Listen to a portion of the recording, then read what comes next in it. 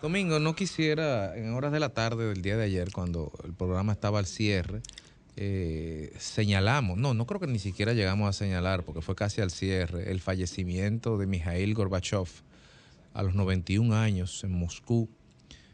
Un hombre cuyo nombre hoy en día quizás para la mayoría de la población es una persona totalmente desconocida y extraña, pero para quienes vivieron el fragor de los últimos años de la Guerra Fría, era un nombre que estaba en boca permanentemente y que en su momento jugó un rol trascendental. Quizá evitar una guerra fue el mayor de sus logros.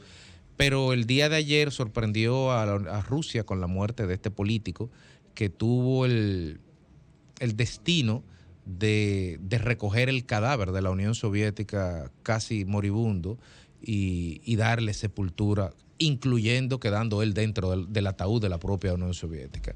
Hay discusión en Rusia ahora mismo y como tú decías, Fafa, fuera de aire, y esto es una discusión que se puede antojar lejana, pero hoy en día con el resurgimiento del fascismo y nuevos cuestionamientos al orden vigente, a ese orden que quedó sepultado o que fue la consecuencia de la victoria de la derrota de Gorbachev, hay cuestionamiento de si se merece siquiera un funeral de Estado, de cuál es el rol ante la historia que tendrá Mikhail Gorbachev, por ejemplo. Es que, ¿cómo tú quieres que evalúen al que coincidió, porque no fue que fue el promotor, él coincidió con el estado de descomposición del propio sistema económico y social en nombre del marxismo que se había instaurado en los países comunistas? Gorbachev es el que le tocó asumir ese proceso fundamentalmente natural de decomposición.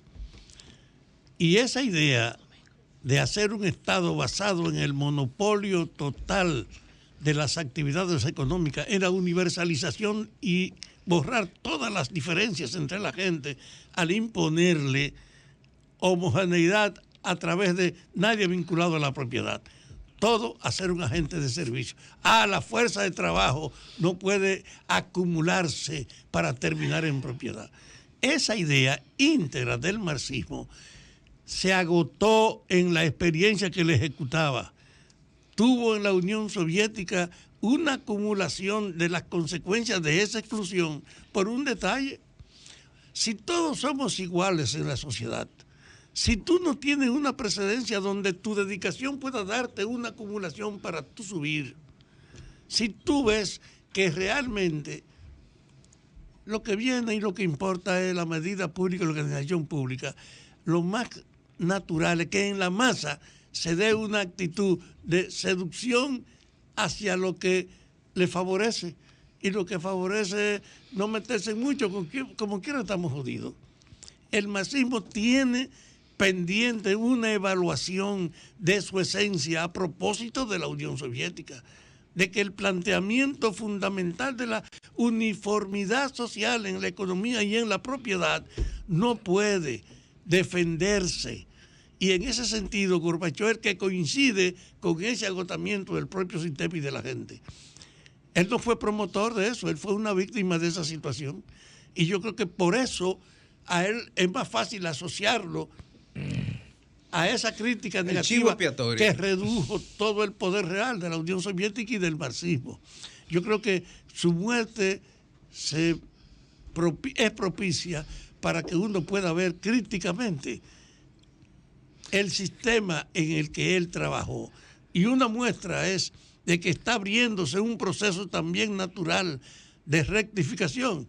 Es que China, que emerge como el centro más importante del marxismo, China tiene áreas dedicadas a la propiedad privada de sus propios ciudadanos que evolucionen y tiene áreas dedicadas a la inversión.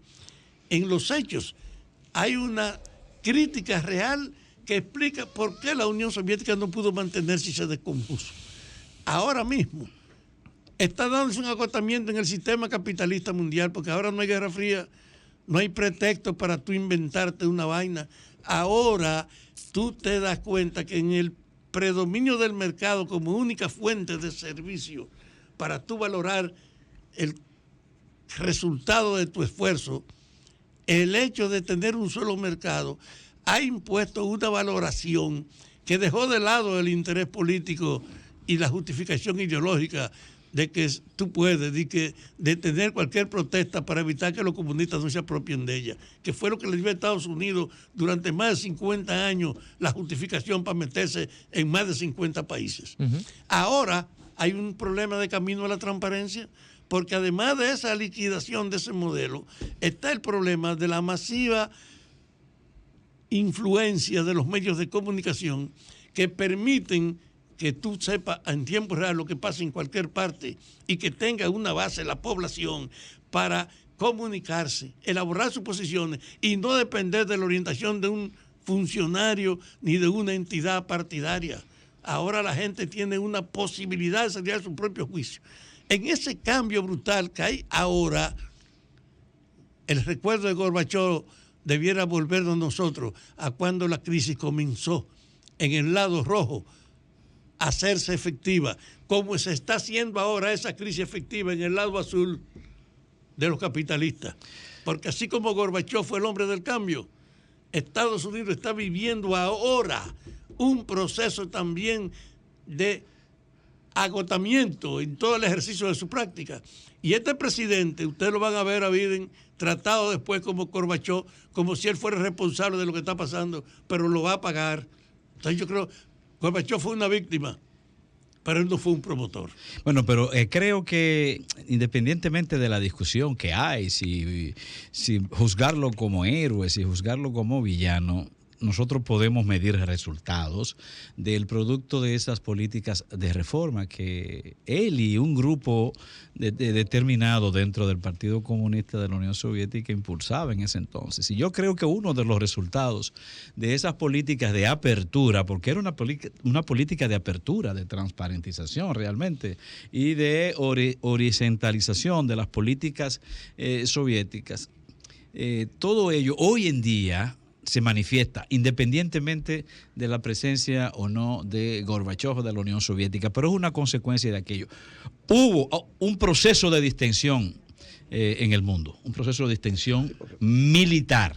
Lo hubo, porque gracias a esas políticas que se iniciaron hubo acuerdos, reducción de armas nucleares, reducción de misiles balísticos intercontinentales, pero al mismo tiempo se rompió la bipolaridad, Fafa, y esa ruptura de la bipolaridad ha beneficiado a una reorganización política del mundo, pero al mismo tiempo de las fuerzas locales de cada país. Ese es el fin de la Guerra Fría que produjo. Y es eso un gran salto, porque con la caída de la Unión Soviética se liberan fuerzas. No es solamente las fuerzas internas propias de la contradicción existente en la Unión Soviética, no fuera de la Unión Soviética, aquí en República Dominicana, en todo el continente. De no ser por ese cambio que hubo, no tuviésemos los gobiernos que estamos viviendo hoy en América Latina. No lo tuviésemos. Y de hecho, este era un proceso que tenía que terminar. Digo, es muy atrevido decirlo desde este punto, de este lugar y en este momento.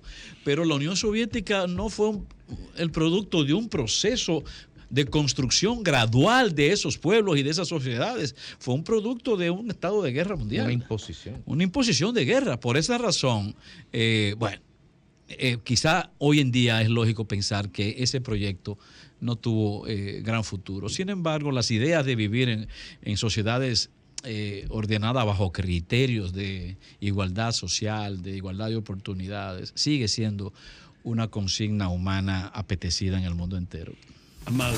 Síguenos en las redes sociales. Búscanos @Sol1065 FM. Lo mejor de nuestro contenido más cerca de ti. Sol 106.5. Una estación RCC Miria.